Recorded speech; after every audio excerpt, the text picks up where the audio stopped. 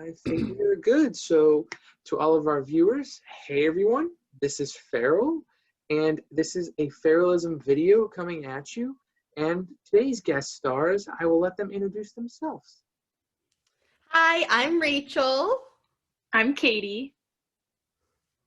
And so Rachel, Katie, would you like to tell the viewers where you guys are from and what you guys do and a little bit about yourself? So Rachel and I are both from Minnesota, but I currently live in California and she's out in Australia. And we have a podcast called Help a Girl Out that we started a little earlier this year. And it's kind of just focused on sharing our stories, experiences, and advice. And then we also ask for some in return. Yeah, so we just use that kind of as a platform to kind of share relatable stories about things that go on in our lives and also give advice and just kind of talk about things that we think are actually important, like mental health, friendship, being in a healthy relationship, all those sorts of things. So at the end of the day, we just want to help a girl or guy out. That's very cool too. And when I saw your guys' name on Instagram, I was like, that's a very nice spin on things because, you know, I have to say, and maybe this is just the guy perspective of me, is over the years, I always hear the expression help a brother out. I've never heard help a girl out as much.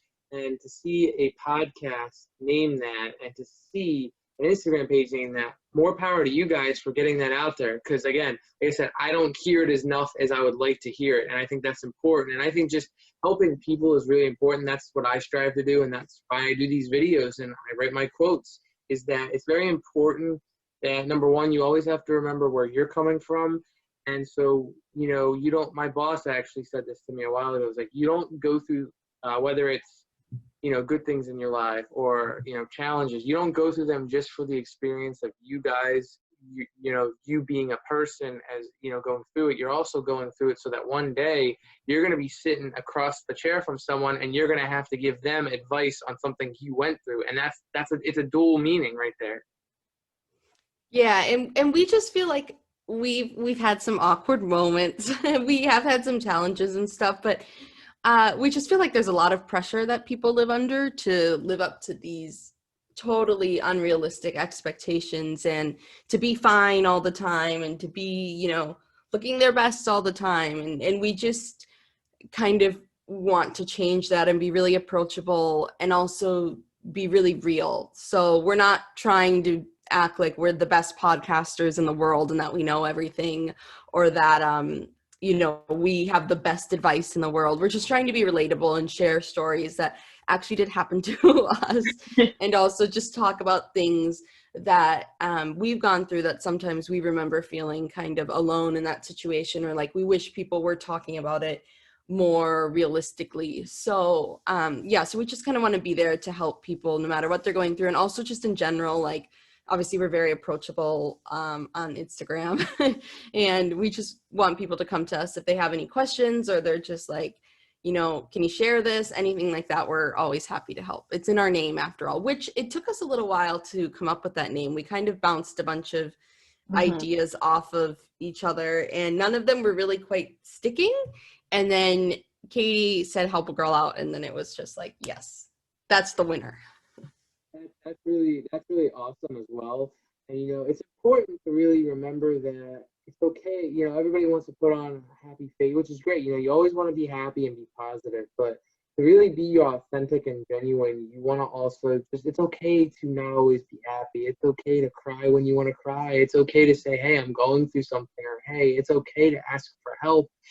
Hence, you know, why you guys started your podcast. And I'm going to remember that. If I'm ever in your neck of the woods and I see you guys on the highway or I see you guys walking and my tire pops or I need directions, I'm like, hey, remember you said you help me out. I could just imagine us trying to change a tire on the side of the road. It's You don't not want a pretty picture, but it's okay. We could figure it out somehow, I'm sure. It's a thought that counts. But no, I really admire that. Katie, is there anything you want to add to that? I didn't mean to jump in and cut you off right after Rachel. No, I think like Rachel kind of said it well. Cool, perfect. Yeah, so I am curious. I get the premise and your meaning behind why you started it. So did you guys already know each other when you started it, or how did you guys meet? Yeah, okay. So Rachel and I, we worked at a summer camp together as camp counselors in 2015. So we were both 19. It was after our freshman year of college, and we got paired up in a cabin together and had to live with each other for a week and take care of 10 little kids. And um, it was really funny because I think we both went into it having like wanted to be partners with other people, and then being forced with each other, we're just like, wow, like I love you, you're so funny. And then like the next week when we weren't together, I remember being sad the whole week and like, oh, I wish I was with Rachel still. And then we were just kind of inseparable and have been good friends since. But like we have gone like over a year without seeing each other before, but we just keep in like really close contact and make sure that we're texting and checking in. Yeah, Yeah, it was fun back in the day at camp. That kind of set the foundation for us because I think if you can work well with someone, like you can work well together, I think that is a good sign that your friendship can last. And I think a lot of people meet really good friends at work, but especially in a camp environment where you're working 24/7 for very low pay, and it's kind of just like, here I am. Camp was really fun, and it kind of laid the foundation. We knew that we could get along in challenging circumstances and stuff, so then the rest of the friendship has been really easy in comparison. Yeah, no, it definitely helps when you're starting something with someone you know, especially someone that you're really close with. I know I can relate to you guys. I have some friends like that, and we really make it together. And my friend was actually a camp counselor too, so he's like, Oh, yeah, yeah, camp was great. We sometimes miss it, and then we're like, oh, so glad that those days are over. But there were some pretty funny memories. But Katie was always really enthusiastic about certain camp activities that I wasn't really that enthusiastic about. Mainly camp counselor tag, where they would tag the counselors and then throw them in the lake. I was like, I'm not doing that. It's right before bed. I'm gonna hide in the woods. And Katie was like, take me. And then we had one of our cabins one week, Katie insisted that we all learn the Napoleon Dynamite dance. And I was so bad at it, and I was so tired. I was like a zombie just like trying to do this dance, and it was so bad because I couldn't get it together, but it's okay. Well, the reason for it was that you had to do something as like a cabin in front of like the whole camp. And I was like, yeah, we're gonna do the Napoleon Dynamite dance. And I loved you for doing that, Rachel. Yeah, it was a cute look right there. The Napoleon Dynamite dance. I was under control. and hey, if you guys went full Napoleon, I'm sure if you guys got hungry afterwards, you probably had some tater tots in your pockets, right? Yeah, we had the tots, the good camp cuisine. No, honestly, like if you want to lose weight, you should work at a summer camp because the food is so gross, you'll starve yourself for 3 months. Yeah, it was disturbing beyond belief. Really? Yeah, it was so bad. Yeah, they did like mac and cheese with meatballs. Do you remember that, Rachel? Every Sunday? Yeah, and I can't eat cheese. And also mystery meatballs. So I was like, okay, I guess I'll have a leaf from the tree and it'll be fine. The maple leaf. It's not like that bad, but if you have certain dietary preferences or requirements, it can be very challenging because they don't really cater to that. So it's kind of like, here's one meal, eat what you can of it, and if yeah. So I had a hidden tub of snacks, and I defied orders to eat the snacks, even though you weren't supposed to. Whatever, I was gonna die there, so I had my snacks. You had your ration kit. You're like, I got this little stash of snacks so that I can survive. Yeah, I was like a raccoon. I just had the tote of the snacks, all the chocolate, the goldfish, you chips. Had best snacks, and we would have to be really careful with the wrappers because if we like got found out, we would have been in trouble. So we would even be like super sneaky with like when we would go throw it away, and we had to make sure it wasn't in front of any of the kids. So it'd be like one of us distracting all the children so that Rachel can have a snack. But one of the all-time highlights, and this is how I knew that Katie was a real one, that she was a really good friend, was it was toward the end of the summer. So I think as the summer kind of goes on, it gets a little more casual. I don't know, just in terms of like the stuff that maybe you would do, you know, in the final weeks, you wouldn't necessarily do in your like first 2 weeks of working at camp. But Katie, one of our friends, had to go out to get prescription. So normally you couldn't leave camp during the week. Like you had to stay at camp.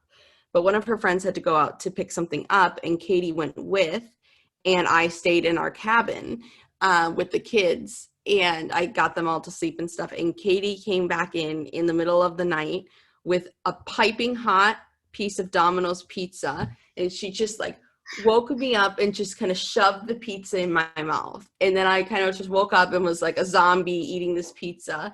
And it was so good because I was so hungry. And she really came in clutch with the Domino's, but we had to obviously keep it away from the children so that they didn't know what was going down. It was so funny because she was like dead asleep. I kind of like just kind of push her a little bit, and then she like sits up, and I'm like, "Hi, Rach, like I brought you some pizza back." And she's like got her sleeping mask still on her eyes, and she sits up and she grabs a piece, and she's like just dead asleep eating this pizza, and I'm like, "Okay, I'm glad you're liking it." It was phenomenal. I remember that. Sounds like an episode from like a moment from Breaking Bad. It does, kind of. And the thing was too, we were in the haunted cabin that week, so yeah. I didn't necessarily want to wake her up because like she's gonna wake up at 3 a.m. anyways from the pounding of the ghost. Yeah, the little haunted cabin, that was a bit sketchy. I was kind of glad. We used to do a weekly camp. What was it called? Like camp out, where we would go and camp in the woods, actually. Yeah. And that was a good week because we got out of the haunted cabin. But then I left my sleeping mask to fend for itself in the haunted cabin, so it was a problem. But that was also how I knew Katie was a good friend, is because at that time I was really obsessed with the sleeping mask and I couldn't sleep without it. And Katie, I was distraught that I had left my sleeping mask, and Katie tied a sweatshirt around my head to make a makeshift mask for me. You were really obsessed with face masks before. I was, and I also hate losing things. And if I leave something behind, like I have to know, yes, okay, I did leave it there. It's okay, like I'll go back to it. And I didn't know if I had dropped my sleeping mask in the middle of the woods, if like a raccoon had come and scooped it up and was wearing it. I did not know. So I had to find out what happened to my sleeping mask. But it's all okay. And now I'm proud to say that I no longer need a sleeping mask. I have matured, so it's fine. That's good to know, because it's a good thing you don't need one going over your eyes, because now everybody's got one wearing on the bong mask they're not. I know. Can you imagine if you were doubled up on masks? Oh, that would be dangerous. Oh yeah. I know, like right now when I have to wear like glasses on the computer because I got these like blue light glasses, or I just want to wear sunglasses, I have to tilt my mask down a little bit, otherwise I'm gonna need windshield wipers on my glasses. I know, mine gets so foggy, but I want to get contacts because I've only had glasses for a couple years now. And I asked if I could get contacts, and apparently you have to take a class to get contacts. Like you go into the eye doctor and they have to do like a little lesson. And in California right now, they're not allowed to give the training for how to put contacts in, so I can't get contacts, and I'm so upset. I feel like that's a large segment of the population missing out on getting contacts. I know, right? And honestly, it's like, I don't know if you have this problem, Farrell, but it hurts if I take my glasses off. Like even if I'm in the store, and otherwise, you know, they get all like fogged up. So I have to like either have my mask like under my nose, which is not technically how you're supposed to wear it, or I have to take my glasses off, and then I get a headache and I can't see where I'm trying to go, and it's an ordeal. So if they could please even just do like a Zoom training of how to put the contacts in, I think I can figure it out. Yes, that would be Give me ideal. context. But speaking of which, so because you just were talking about California and everything, so I'm curious where you guys are now. Is that where you guys are from, or so what brought you guys into the regions that you are now? And like, was it work or school? For me, it was work. This is my third year living and working in California, so probably my last. But yeah, that's what took me out of Minnesota. And for me, I graduated high school in Minnesota, and then I went to Arizona State University for college. So I lived in Arizona. And then during that time, I studied abroad in Sydney, Australia. And I met my now fiance. So we were long distance for a while. And then I came back out to Melbourne, Australia to spend a few months with him after I graduated from college, and a few months turned into 3 years. So that's great. So I normally kind of go back and forth between Australia and Minnesota. So I normally travel 3 to 4 times a year and do the trip. And I love it. Obviously, Corona has gotten in the way of that, but normally, yes, I am now based in Australia, I guess, but I still think of Minnesota as my home, and I think I always will because that's where my family is. So I definitely still would call myself like a Minnesotan, and I have, all my stuff there and everything. So it's still very important to me. Very cool. No, that's good to know. Australia is one of the places on my list to come visit. It's definitely an interesting and fun place from what I'm told. Oh yeah, just ask Katie. She came twice in the span of like 5 months because she loved it. Every time I cry at the airport when I have to say goodbye to her. And when you go, Farrell, you're going to have to go on a wine tour. You need to get this planned out for as soon as traveling is allowed again, and we'll show you the best time. Oh, we've got some fun in store in Australia. Katie made me do a snuba, which is like this crazy version of snorkeling and scuba where you like go under the surface, but your air tank is at the top. And I had barely survived snorkeling before. And then we just got thrown in the deep end and did this snuba. And it was so fun because you just swam under the water for like 40 minutes with all the fish. And they were just like circling you. It was amazing. Yeah. But you didn't have to do all the heavy training of like a scuba diving course. No. So that was honestly probably one of the highlights of my life, was just like being under the water and being like, what on earth is happening right now? That was really fun. And it was a very good look with the alien wetsuit.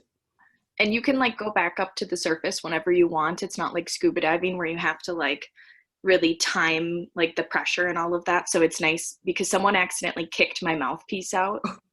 And I was like on the ocean floor at the time, and I was freaking out. And all I had to do was like pump it out and then put it back in. But I was so scared, I like swam up to the top. And they have weights on you to like hold you down. So I'm like fighting against it. But I think scuba diving, I totally get why they have the lessons for it, because even just snuba was kind of scary. Super amazing and fun, but like kind of scary. So if I was going to do something hardcore like scuba, I would want to be properly trained in it. Yeah, I feel like we're scuba experts now, though, and we could pretty much handle this anywhere. But it's really, really, really fun. There's so much to see in Australia. I mean, there's so much to see everywhere, though. I'm a firm believer in like never saying no to traveling to a place just because you've been there before. I think that's really pretentious to be like, oh, I've already been there, I don't want to go there. I can see why you want to go to other new places before you go back to somewhere else that you've been. But if you have an opportunity to go somewhere, I feel like you should take it, because it's always a different experience. Even if you're just going out to your favorite restaurant in your hometown, it's always going to be a slightly different experience than the time that you had before, depending on what day it is, what you eat, who you're with, all of that. So I just think that whenever you have an opportunity to do something like that, you should take advantage of it, which is something that Katie does all the time, which I admire about her, because she's always down for any sort of adventure. That's very admirable, and that's how I kind of live my life.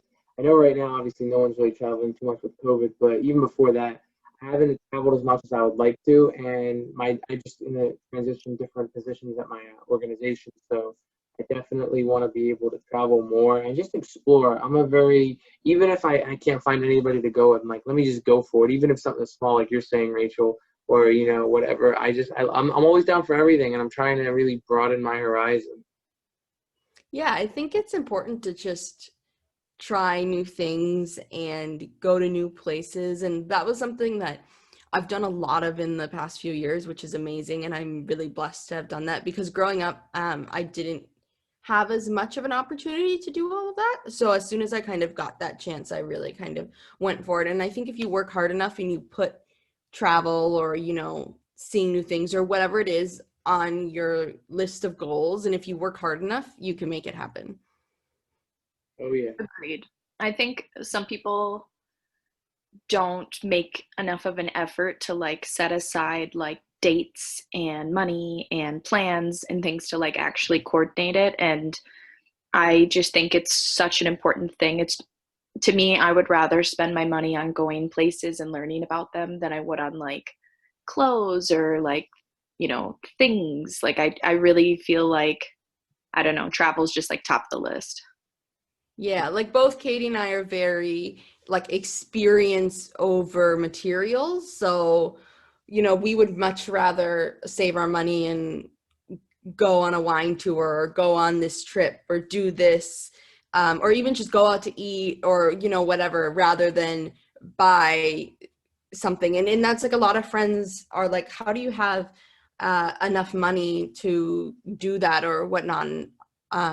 I love working, so that's casual and I work all the time. But the main thing is that I don't buy stupid stuff that I don't need, which I'm not judging anyone for shopping, but like I don't buy new clothes, I don't buy new purses, I don't buy new shoes, like I don't even really buy makeup, like I don't buy really anything.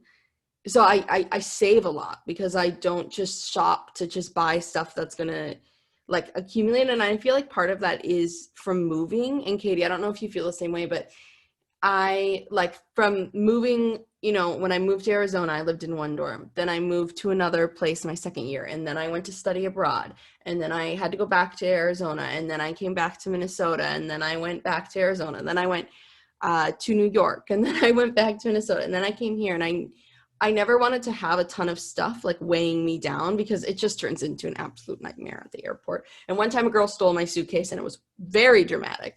So I feel like I just don't have that urge to shop and buy a bunch of stuff that like, like I don't want to spend my whole paycheck on random clothes that I have enough clothes. Like and which is nothing against what people want to spend their money on. But then it's like if you want something, then you have to actually, like Katie said, you have to plan for it and you have to work for it. So you can't just get your paycheck and spend it all on new clothes and then be like, complain that you don't have any money to save up for a trip, because you're just spending it in different ways, So I think if you really want to make something work, you can.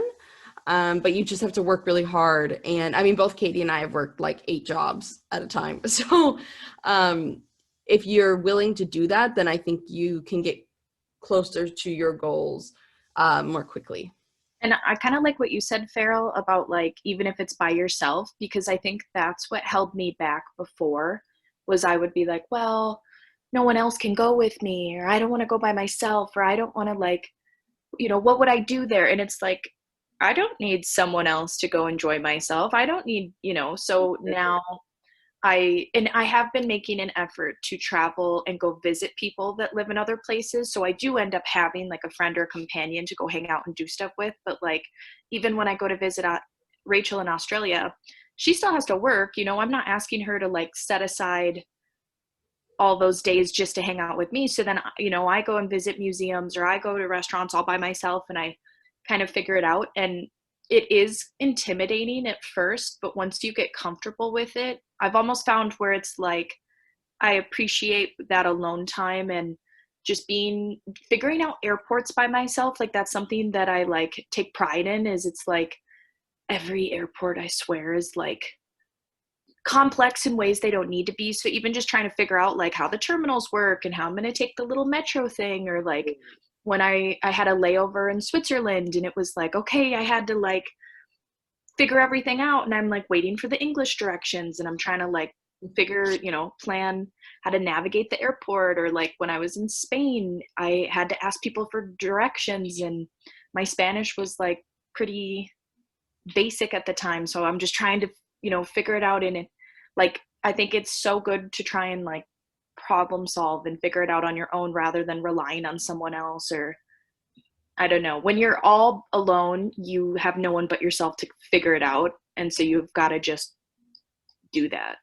Yeah, no, and the two things I was going to say to chime into what you both said. The first one is a word, complacency, and you don't want to be complacent with certain things, and you want to try new things. And when it comes to, especially on your own, one thing I've learned over the years is that you have to be able to love yourself before you can love anybody else. But this also applies to traveling and exploring and having adventures, because you don't have to be with someone, whether it's a significant other, a boyfriend, a girlfriend, or even a friend, because it's going to hold you back. And you want to also broaden your own horizon. Like, I know for me, for example, I'm from New Jersey, and that's where I've been and all my life. And then all of a sudden my job takes me down to Virginia, and I'm like, you know what, I'm going to go for it. I never lived away before. I'm going to go for it. So the last few years I've been living there. And then I just came back after being there for a few years, because my goal was I wanted to come home, live at home for a little bit longer, just to save some more money, to get my finances in order. And I'm still working, and just get some other things in order. And then once I have the ability to leave again, I most likely will. But, it was almost for me like I want to take a pause. And so, but then after that, by the time COVID goes away, hopefully, and we can travel again, that's when I'm hoping to pick it back up. So I got to be honest, like, I've never really traveled that much, and I want to do that more. So that's one thing, like, nothing's going to hold me back. I'm not going to wait for someone to do it. But that's one thing that's important to me. I want to, because the way I look at it, you look out there, whether you're looking at our country or the world, there's just such a beautiful environment out there, and explore it. Don't just like scratch the surface. And I think this whole experience has taught us two things. It's taught us that, and it's also the world has been given a break. We've all been given a break to, hey, take a minute to catch your breath and figure things out.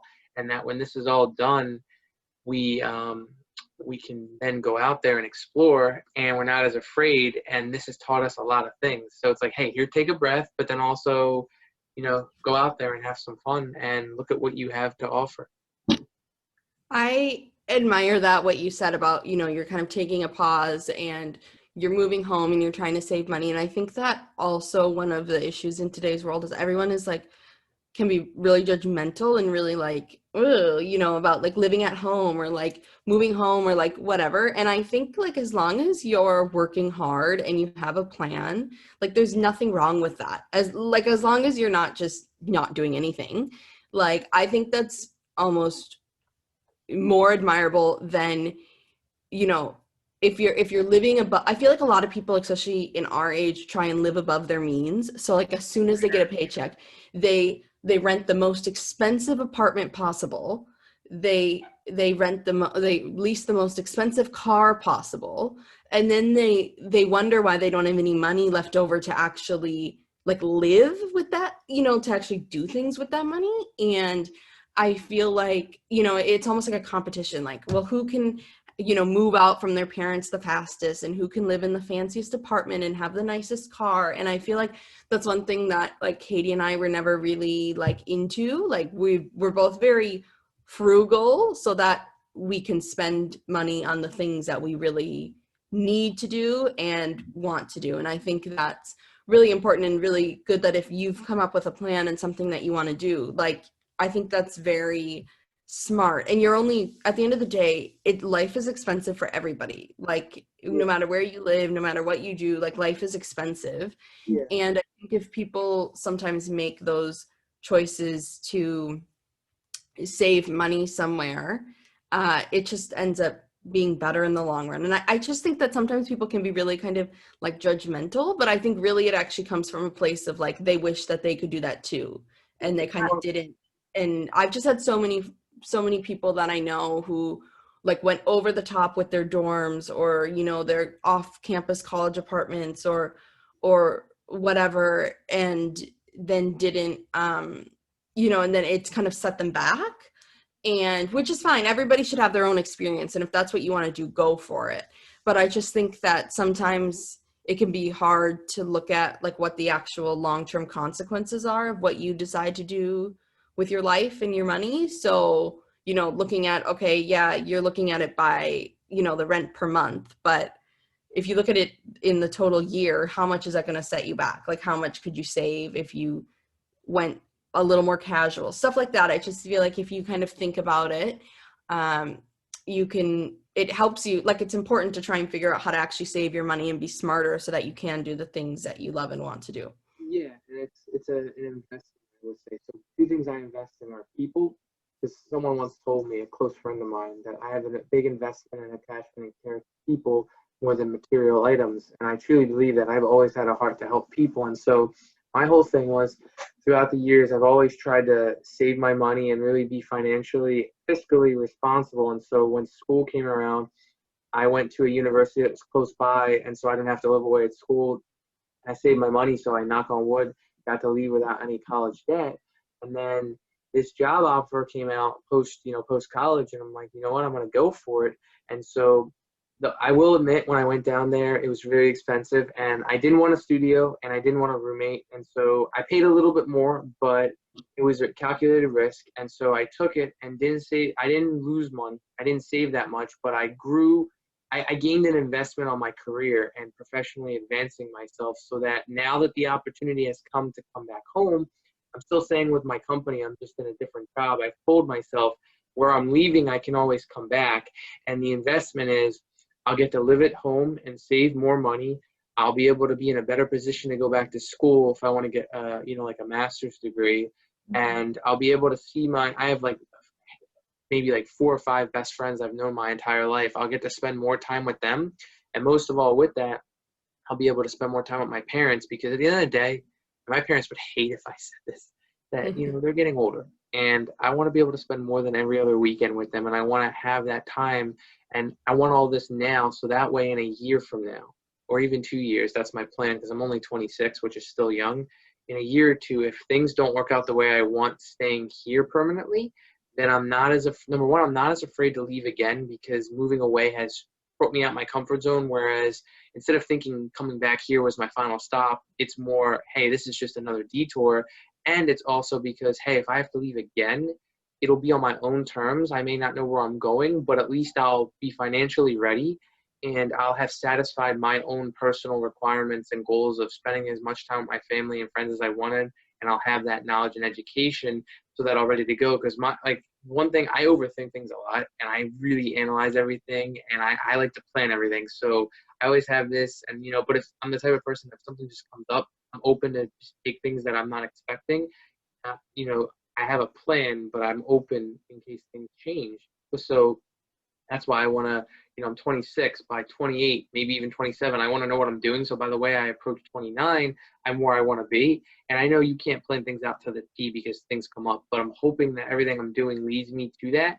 And so right now my investments in money, people, and taking a pause, and then going right back and, going out there. And that's why it's so important to me, because what I want to do, you work hard enough for something and it happens because it was meant to be, and it happened for a reason.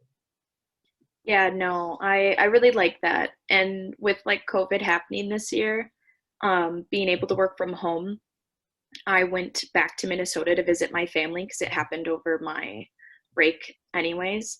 And then that was like in March when things were like looking pretty serious. And so I stayed there, and I ended up staying in Minnesota until June.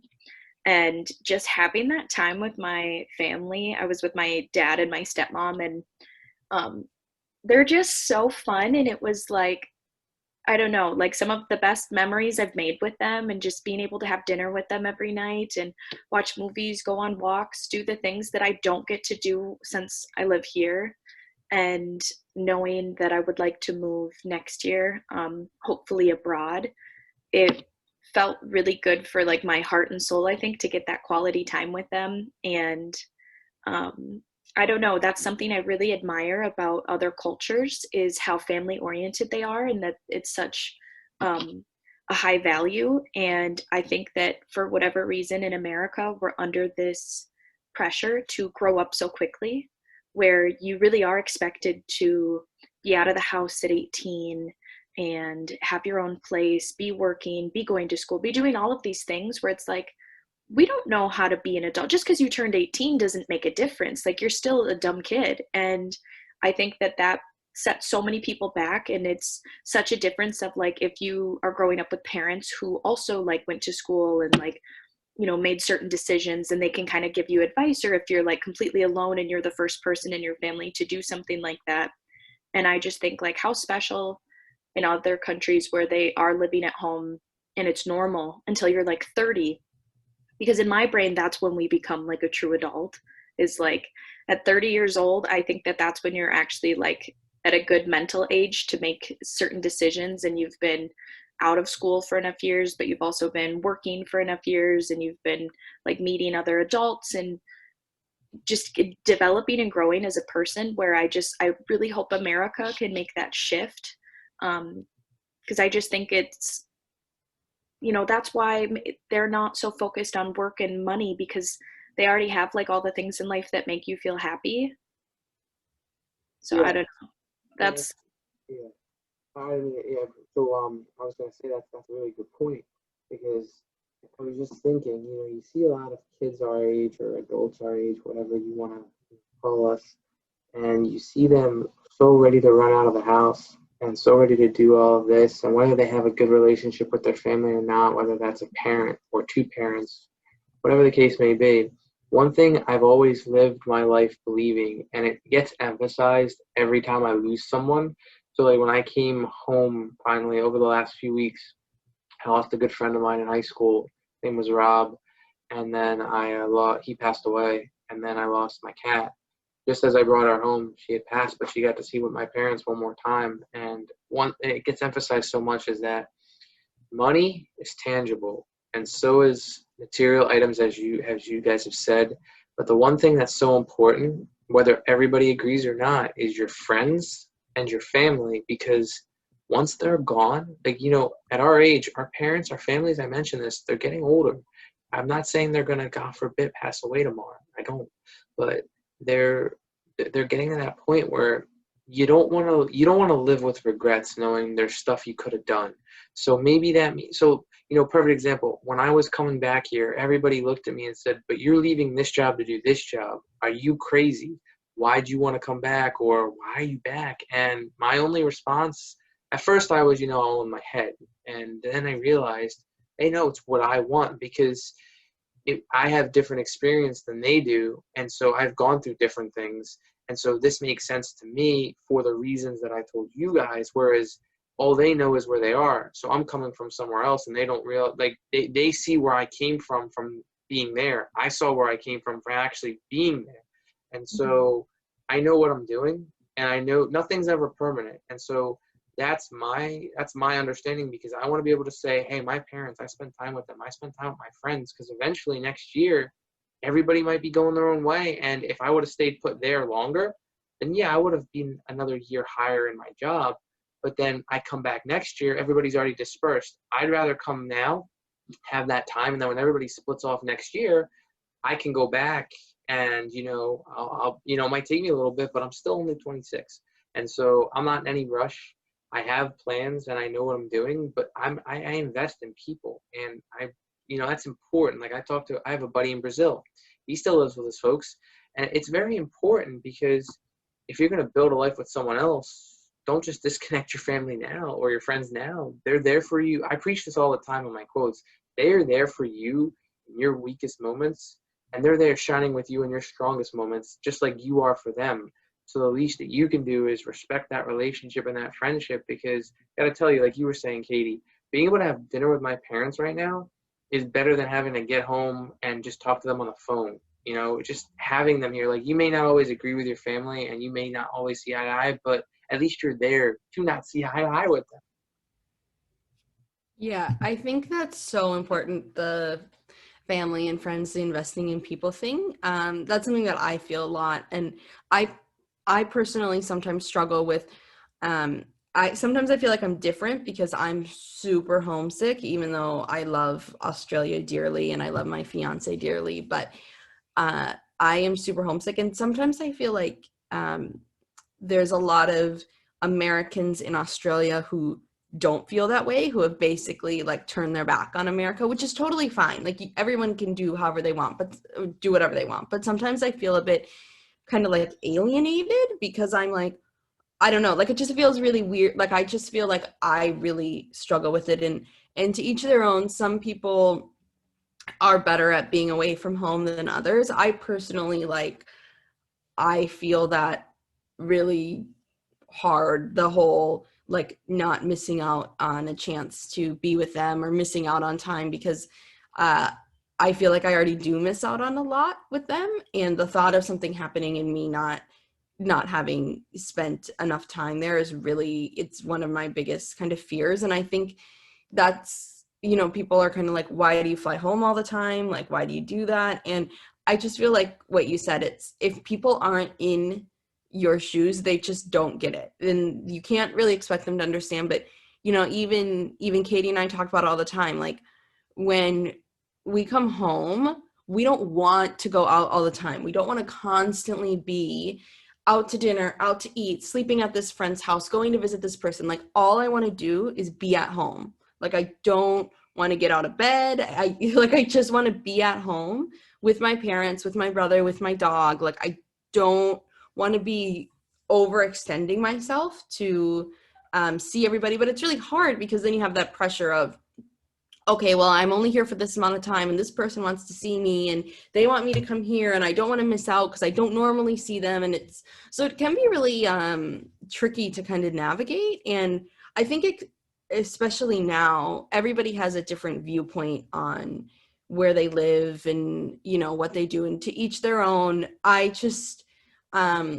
think that a lot of people, I personally, the things that used to really bother me about America don't bother me anymore, because I feel like I understand them better after being a part, and they still upset me, but I think I just have a better perspective of, okay, there are issues in other parts. And I think it's normal to get caught up in what your neck of the woods is like, but I feel like sometimes America gets this rap of like, it's a horrible country and every other country is fine compared to America.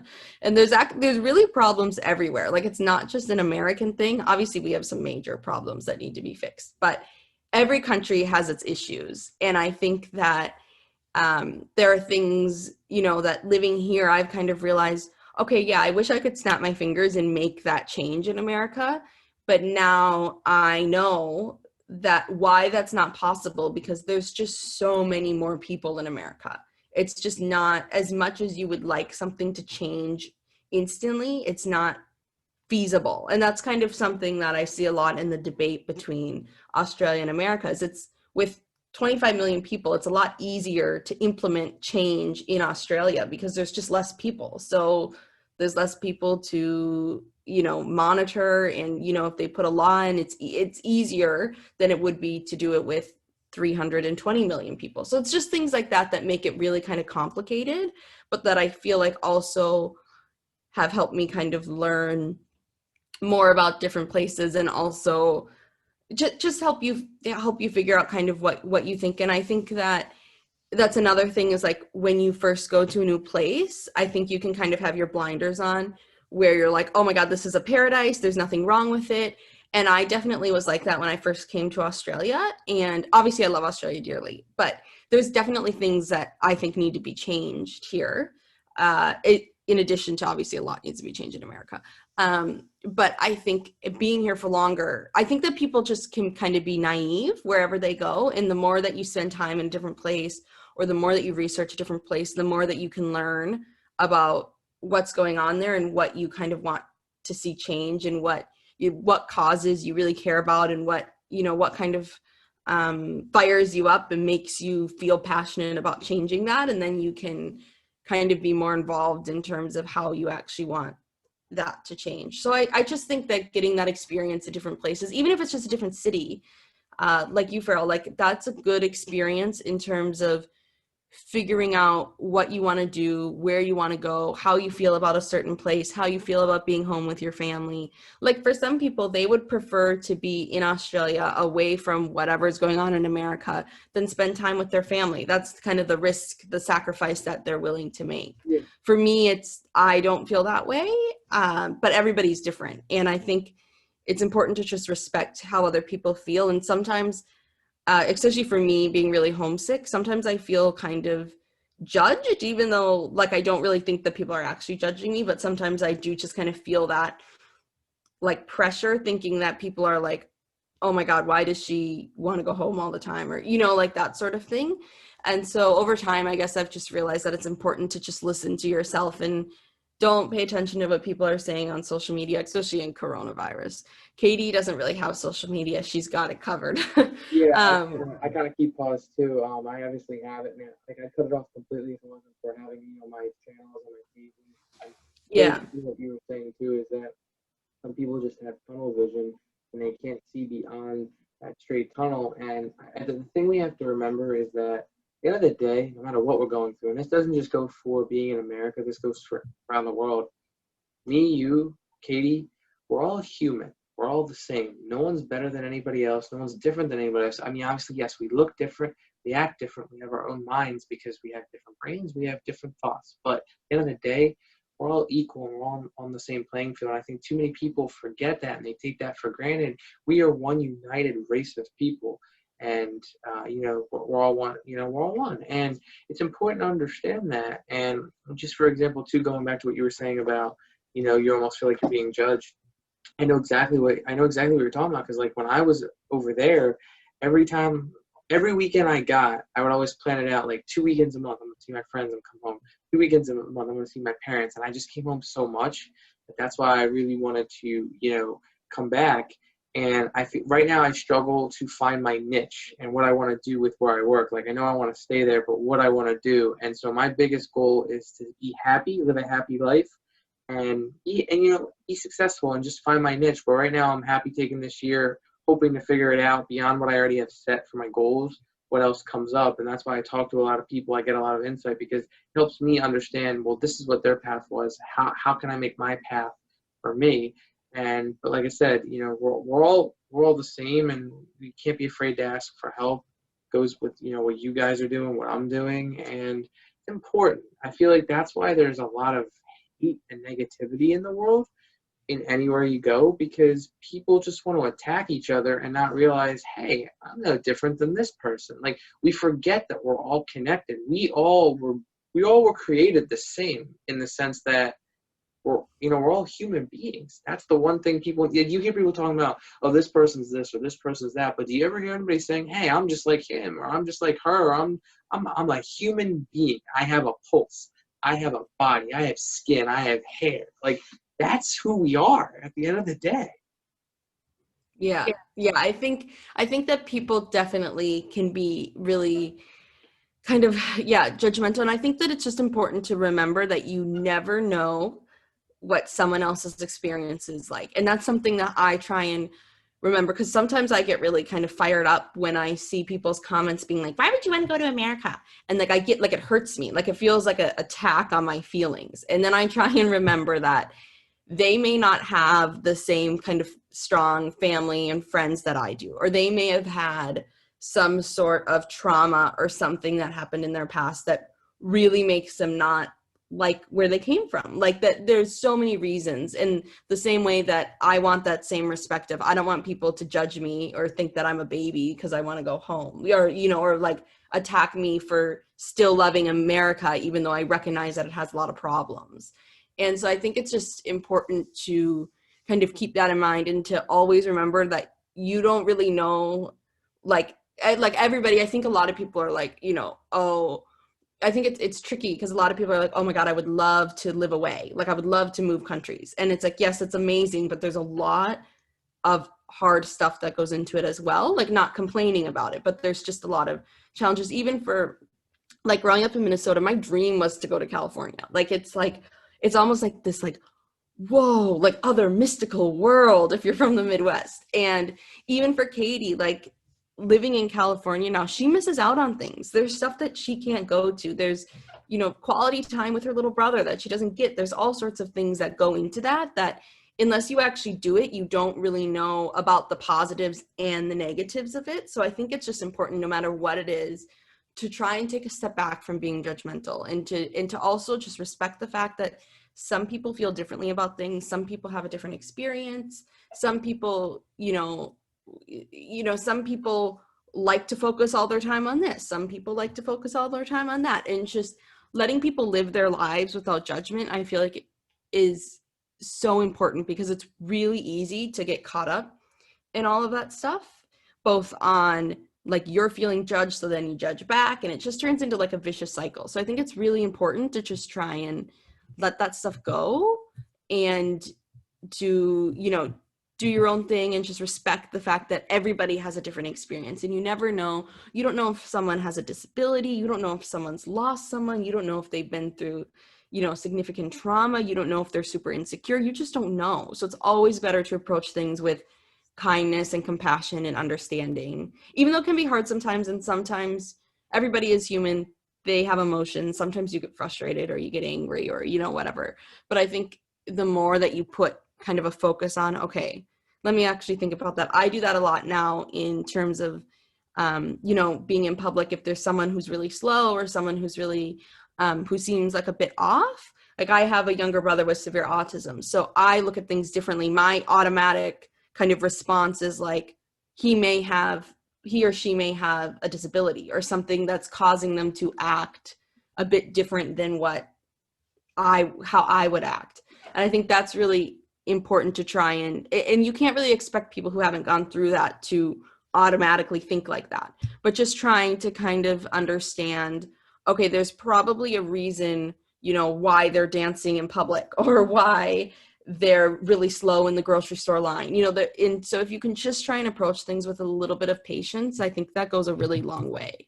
Yeah. And it's just really important in general for humankind.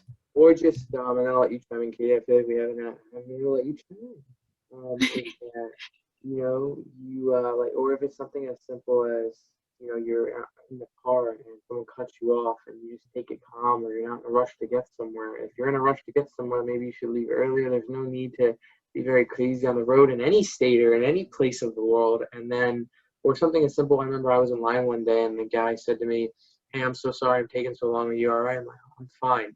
And the one thing I've always gotten in the practice of doing, I do it now more than ever, is I say hi to everyone. And it's just amazing. A lot of people are very receptive of that, and they say hi back, and it puts a smile on their face, because sometimes you don't know what someone's going for and they could need that. But some people, when I say that, they either give me like a weird look, or they just don't say hi back. And I'm just saying to myself, they're not used to that. If everybody just said hi to someone new every day, think about how peaceful everybody would be. Just, "Hey, how you doing?"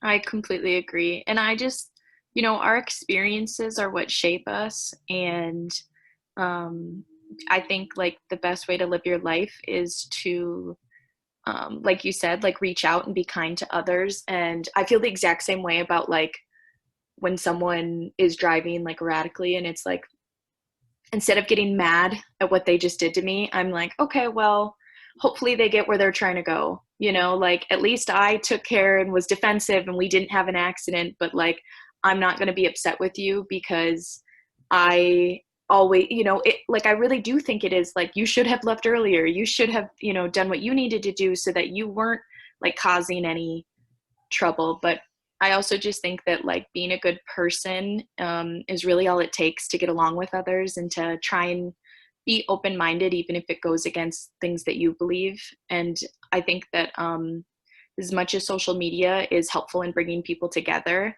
I think that a lot of people lose the proper balance of like when you should say and not say things. And I think that it's so easy to hide behind a screen and to not show your face. But I haven't had social media in almost 4 years. So this Instagram account for Help a Girl Out is like the only thing I've had. And it made me really sad to see a lot of the hurtful and hateful things that people would post. And they just did it so casually, as if it wasn't a big deal. And that they would not say those things. I mean, yeah, there are some crazies that would say that to their face, but to me, it like really saddened me, and I didn't want to be a part of that, and I don't want to see that or condone that. And I just think that hopefully we can kind of shift away from relying on social media for so many things, because I just, even FaceTiming or like on a Zoom, I feel like I have a more meaningful conversation than if I'm just like commenting on someone's things. Or yeah, like now if I go on a trip, I have so much to talk to that person with the next time I see them face to face, rather than them commenting like, looks cool on a picture, you know. Yeah, It's or it's meaningful. I think the biggest thing too is dating. So dating is a big deal now, especially not being able to go out a lot. And so I'm a very old-fashioned guy when it comes to going out, and I don't like to text a lot unless you need to set up a date or something. If I am going to talk to a girl and I'm going to build a relationship with them, I'm going to talk on the phone. Like the last person that I really talked to, we FaceTimed every week. And so if I can't talk to you on the phone, I'm going to FaceTime you because it's the next best thing to dating, like in person. And so right now, a lot of the dating apps that are out there, they let you do video chat dating. And I think that's really good, because not even whether it's someone you're trying to go out with, or even a friend or a relative, you can't tell your meaning on text. I mean, unless of course you're going to hold down the button and do a voice message, which at that point, if you're going to spend the time doing that, pick up the phone and call them or FaceTime them. And I know a lot of people that are a little younger than us, they're in that habit and they don't know that they could pick up a phone and call someone. And I just feel that's very important. And it's a shell shocker for a lot of people. Like there's a lot of girls that I've been talking to and trying to go out with, that when I say, hey, can I call you, or I call them, it kind of takes them by surprise. But it's just, I'm a very personable person and I want to talk to you. I don't want to text you, because if I'm texting you, then we're talking to phones. We're not actually talking to each other. And if you're going to build something special with someone, you need to actually have that conversation with them and be able to talk to them. Like, you don't want to text them. And even more so than just that, I also like wholeheartedly believe in living in the moment. And it really, I don't know if irritates is like too strong, but I don't want to be hanging out with someone that's like texting the whole time on their phone. Like, I just feel like if you're with me, like, enjoy my presence and enjoy this time with me. And I don't want to also like be rude around other people and constantly on my phone or talk. And it's like, honestly, you're not having that real of a conversation. If it's just like checking in, like, hi, how are you? How's your day type of thing? Like, cool. But when it's like an all day thing, I would rather it be like, I don't know, phones down, I guess. Yeah, I think that's really important for a relationship, because that exact thing about the phone call happened when my fiance and I were first talking, because he called me and I was like, like no guy had ever called me before. And I was like, oh my God, like what? Oh my God. I was like, sorry, you like butt dialed me. And he was like, no, I'm just driving and wanted to talk to you. And I was like, what? Like I was so used to the idea that guys did not want to talk on the phone, that they only wanted to text, like that. I was so taken aback. I was like, you want to talk to me? Like I was so like so almost like, oh my God, like I was like a deer in the headlights. Like, and then obviously we talked on the phone all the time, but even like we're watching The Bachelor AU Australia here, which is the first Bachelor ever to be impacted by coronavirus and have to go virtual. So they were in the middle of filming when coronavirus happened, and they had to evacuate the mansion and send everybody home because the Australian states all closed their borders. And like they're going to do virtual dating for like a month or two until they can reunite. And all the girls were like, oh my God, I can't do virtual dating. Like they were like freaking out, and they were like, I can't talk to him on the computer. And I'm like, a relationship is based on communication, in case you forgot. So you can't, like, if you can't talk to him over a computer screen and FaceTime him, how do you expect to make it work in the real world when you're not always going to be together? Like, it just blew my mind that they were so, I get it was obviously very confronting for them because they had a different idea of what their experience would be like. But like, it's so important to actually be able to talk face to face to people, and, to be able to do things, and I think that's so important, even like with your friendships, because let's face it, you're not always going to be together. And it sucks, but if you can figure out a way to make it work and to, keep it going and to stay in touch and to take care of one another, like starting a podcast together, then it all works out in the end. But that's really important, I'd say. Yeah, exactly. And the other thing too is, like, me and my friends, we have an unwritten rule that if we don't have a chance, we're going to give each other a call. We talk to each other all the time. But I gotta say, since we're talking about that, it's, not everybody's as receptive. And when you want to pick up and call someone or you want to do virtual. I mean, I know for me, said I'm 26. It's been very difficult to really find someone or meet someone. And I know for me, I'm a very in-person kind of guy. And so I still believe that I'm going to eventually meet someone, do something random, like I'm going to bump into someone or I'm going to spill coffee on someone or something like that. But I realize a lot of people around our ages, even before COVID, they're mostly on the dating applications or the dating websites. And so I put myself on them against my, better judgment because I'm just, I want to be able to meet someone, and I find it difficult to meet someone who's as receptive on that or just a lot of other ways. And that's why I'm a very, like, if I talk to someone, hey, I'm going to call you, it's very tricky to meet someone who has those beliefs or is that, that understanding. So, I mean, they're out there, but it can get kind of trying for me. They might be hiding a little bit. I think that's really important if that's a value of yours. Katie has talked about that in one of our previous episodes about, I think it was like her top 3 or top 5 things that she has to have in a partner, right, Katie? Yeah. And, I mean, one of them was they have to like bananas, so it's casual. That wasn't top 5, but it's on the list. Well, I mean, Katie, I do have a stack of bananas in my kitchen, so that might put me on the list then. And but like that is really important, like you acknowledging the fact that you want to do things in person, you don't want to be, you want to foster that connection that way. And I was like that too. I wanted to meet in person. I didn't really want to meet over the internet. And I think if that's like, I think that it's worth it to stick at it. That's not something that you want to do. Like, no judgment to those who do that. There's absolutely nothing wrong with that. But I think if you want to meet in person, like you can eventually, it can eventually happen. And I think it's important to have kind of like when Katie was telling me about these kind of must-haves, I was like, wow, that's so good. I wish that I would have kind of had that kind of laid out. Like, these are things that are actually really, really, really important to me that I won't like compromise on. And I think that's really important too. If that's something that's important to you, to spend time with them in person, or, to be willing to do kind of things, go on actual dates rather than just Netflix and chill. Like, I think that's really good to acknowledge that and then to look for that.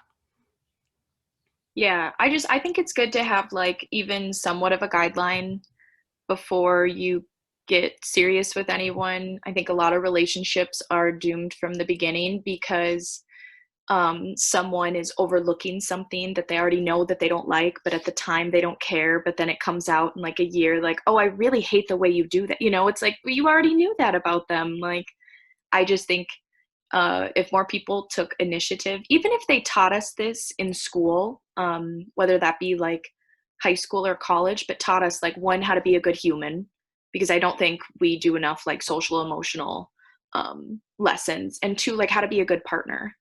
I just feel like there's a lot of things that you hear about from like relationships with friends or on like TV or something, and it's like, you can't speak to someone that way, or you can't treat them that way, you can't do that, and it's like, why do so many people accept less than what they deserve, and not enough people are seeking the right companion, I think, as well.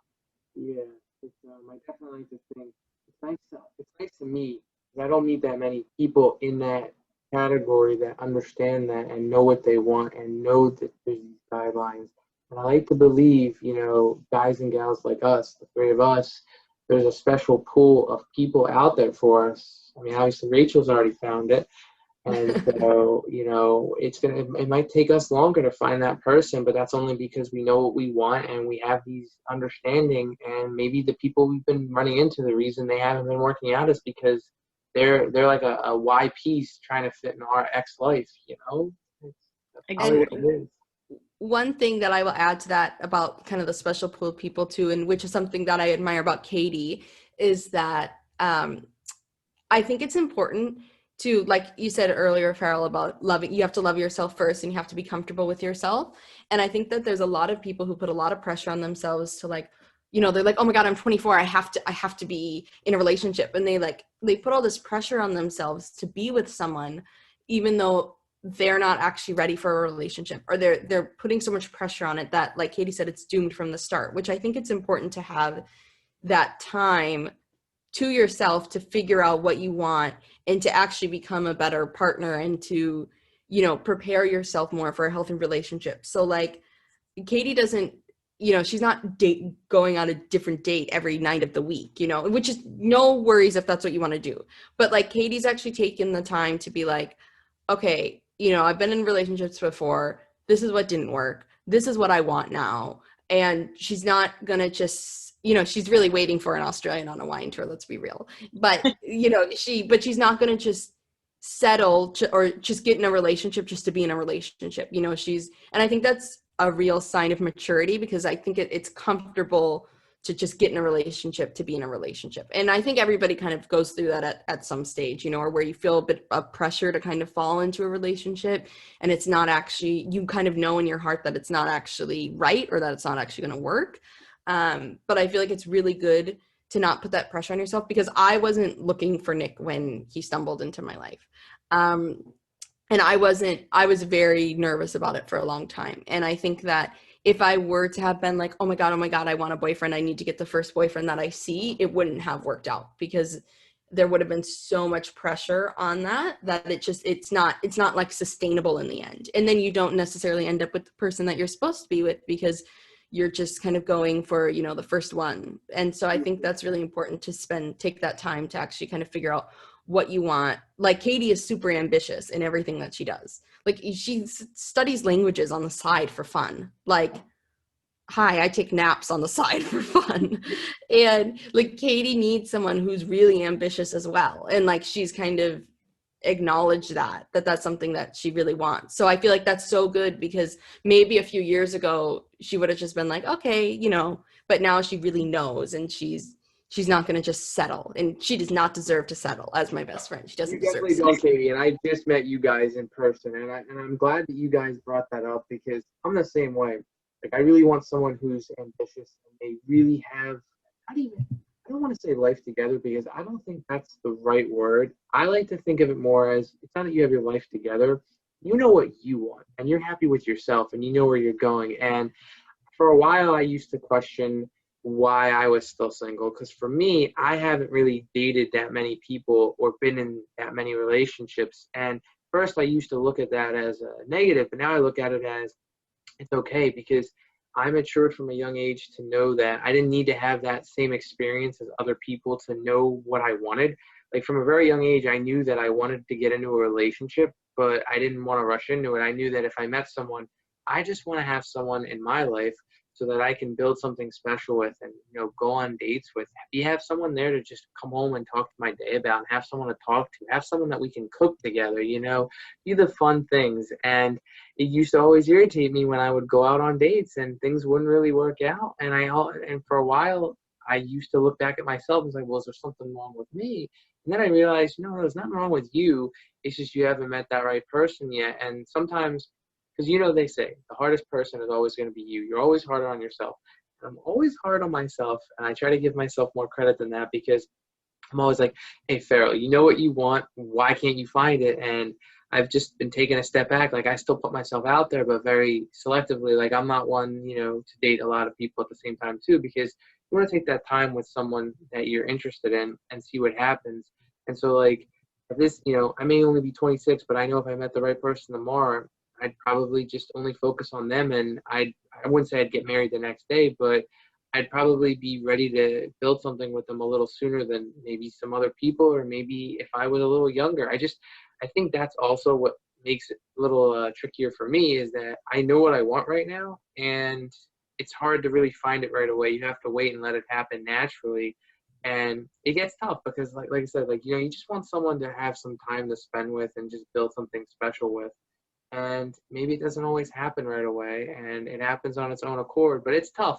And that's probably why I think, for us, it may take a little bit longer, because you don't want to just settle for the first person that walks into your life. You want to meet someone, in an interesting way, or someone who you weren't even expecting to, hey, I wasn't even looking at this person like that, but it just kind of happened. You never really know.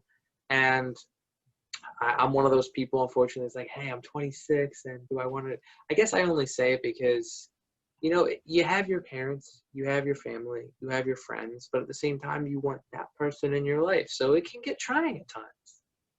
Yeah, I think that, like, for myself, I was in 2 back-to-back, like, long-term relationships, and then the past 2 years, I've been just on my own and really focused on self-growth, and it's made me realize, like, I have so many goals and dreams for myself that I want to focus 100% on, and when you're in a relationship, you have to really focus on that person's happiness and growth, and what they want out of something, and sometimes you're not getting what you need. And like, just who I've become in the past 2 years, like, I'm really, like, proud of, and I've picked up so many different interests and hobbies, and I've gone places, and like, traveling was not something I was able to do growing up or even in college because I couldn't afford it. So um I had only been to, like, Colorado. That was, like, as far west from Minnesota as I had gone prior to moving to California. And now, aside from New Mexico, I've been to all of the Western states, and I've done all these road trips, and I've just really made an effort because those are things I want to experience. And also, like, I think it's so healthy to be selfish sometimes. And I don't want to sacrifice, like, going to someone else's Christmas. I don't want to have to set aside that time that I want to put towards whether it be my job or seeing my family and my friends. It's like, that's what's really important to me. And I also just think, like, there's still a lot of growth I would like to do before I'm even with someone else. And I kind of feel like I owe it to them to get myself to that stage before we are together. And, like, I would like to get my master's and potentially, like, a PhD. And I think that those are things that can be difficult while you're in a relationship. So it's like, if I could do that ahead of time, if I can go to some of the places I want to go to, if I can get that time with my friends and my family, so then maybe it won't feel like a sacrifice. Yeah, I think it might also, it really just, I think it also depends. It's great to have the ambition and the goals. And, that's, for all we know, we get off this call today, that's exactly what happens for you. Or, who knows, we get off this call and 2 weeks from now, you meet someone along your journey there that it just kind of hits you and you're like, I can make it work. Because, that's one thing I love about life. We have a perspective right now, but then when that kind of thing happens, we're kind of in the moment and we think for a minute because, it's like we said, it's for us, there's a selective pull. So when someone does come around, we're like, well, wait a minute, so it's very interesting, but I really admire that. I feel the same way. Like, I came back home. I want to save some more money. I actually want to go for my master's as well. And I started taking this more serious with my quotes. I write these quotes. I've been writing them since 2013, and I had a book, and I've always had a dream of publishing it. And then it was really just this year that I started getting more serious about it. I created my Instagram page, my Facebook page, my YouTube channel, and I've been doing videos, and then I've been getting guests on there. So I'm really just spreading my positivity and doing everything I can to really better myself and better others. So I can hear you on that. Sometimes I know for me is I get pulled back into that vacuum of, hey, let me keep looking while I'm doing this because, that person might be out there. Because I guess for me, I have that longing for it. And I guess sometimes that consumes me, but not to the point where it stops me from focusing on myself and achieving what I want.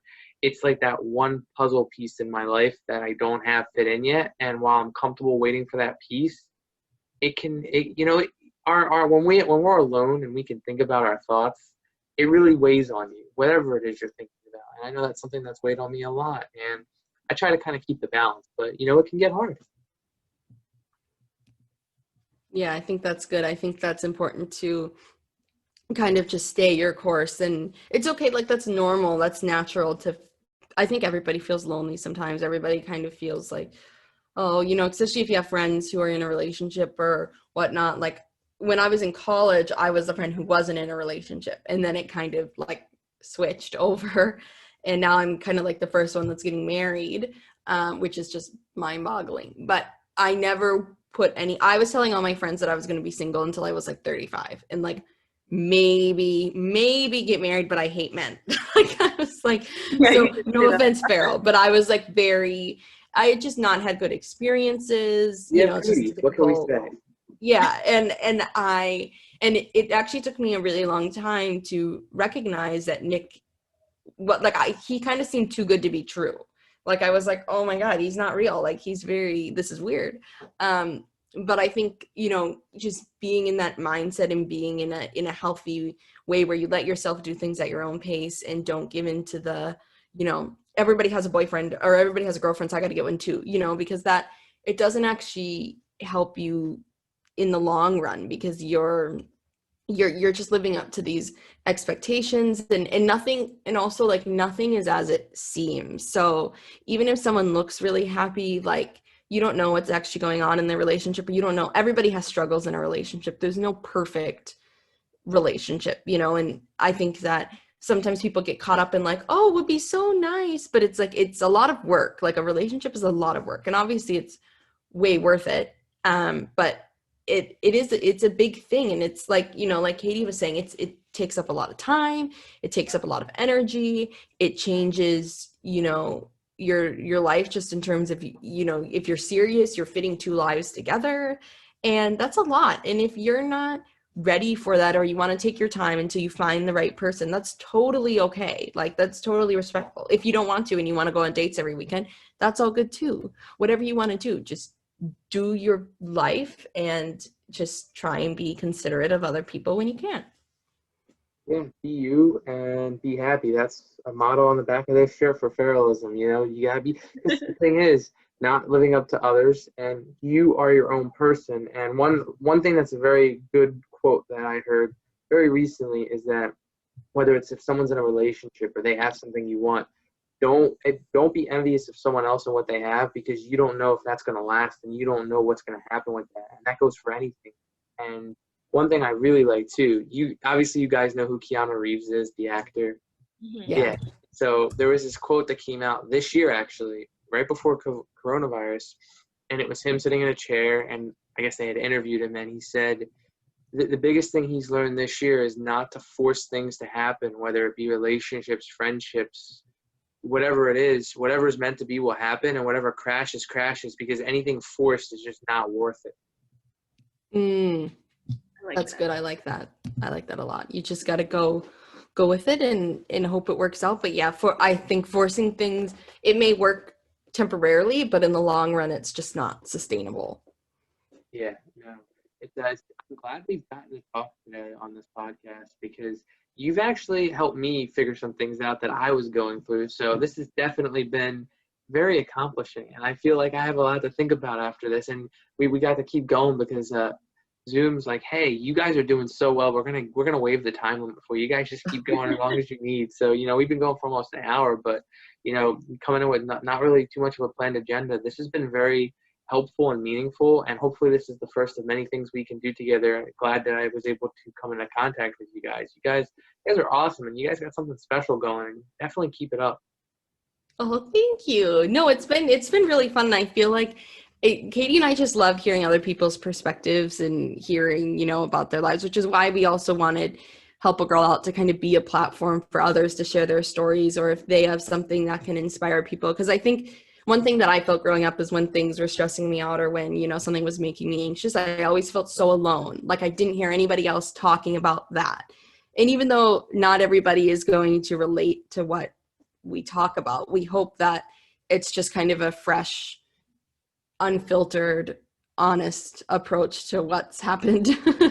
Whether it's, you know, something as casual as what to do and what not to do on a wine tour, how to properly prepare, or going guns blazing, you know, whatever happens, or if it's something like a relationship, or, you know, moving across the country or the world. Like we just want to kind of share those stories and help people along the way if we can, and maybe make people laugh a little bit. Who knows? So we've really enjoyed it. So thank you for having us. Yeah, thank you so much, Farrell. No problem. Yeah, we'll have to bring you on Help a Girl Out And we're gonna do a little special segment called Help a Guy Out. So I think you're a good candidate, Farrell. Well, I'm very honored to be a candidate for that. I feel like I'm on the back, it's such an honor. And before we end this, we're going to talk about where we can follow each other and where people can find us. And then after that, when I end this, stick around for a little bit after the recording ends, because I want to talk to you guys about some other stuff. But so as far as for me, for everybody that's watching, you can look at Facebook and Instagram for @Farrellism. On Instagram, it's @Farrellism15, and then on YouTube, it's @Farrellism. But for you guys, Katie and Rachel, where can everybody find you? We are all over Instagram, Help a Girl Out Podcast. We are on Facebook as well. And then our podcast is available on all the streaming platforms. So Anchor, Spotify, Apple Podcasts, Breaker, Overcast, Radio Publica. It's all over the place. So don't hesitate to get in touch if you need any help. We'll try and do our best. We are not experts, but we will try and help. So that's where you can find us. Awesome. Before we go, Katie, do you have any last words to say? Nope. Okay, and Rachel, any last words? Just thanks for having us. Hope everyone has a good day. Thanks for listening, and we hope to hear from you all soon. Awesome, and everybody who's been watching this, thank you as well. Be happy, stay well, and be you.